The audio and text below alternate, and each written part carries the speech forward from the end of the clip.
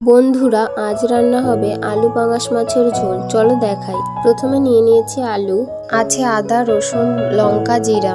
সবগুলো সুন্দর করে বেটে নেব।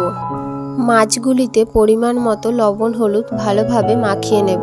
এবার গরম তেলে মাছগুলো একে একে দিয়ে উল্টে পাল্টে লাল লাল করে ভেজে নেব। সব মাছগুলো সুন্দরভাবে ভেজে নেব। এবার গরম তেলে দেব জিরে, তেজপাতা। আলু দিয়ে খুব ভালোভাবে লবণ হলুদ দিয়ে সুন্দর করে লাল লাল করে ভেজে নেব। ভাজা হয়ে গেলে দিয়ে দেব বেটে রাখা মশলা। মশলাটা দিয়ে খুব ভালোভাবে লাল লাল করে ভেজে নিয়ে দিয়ে দেব পরিমাণ মতো জল। জল দিয়ে খুব ভালোভাবে ফুটে গেলে মাছগুলো দিয়ে দেব।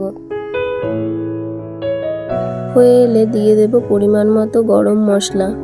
এবার কিছুক্ষণ ফুটিয়ে নামিয়ে নেব। ব্যাস হয়ে গেল। আজকের মতো টাটা বন্ধুরা।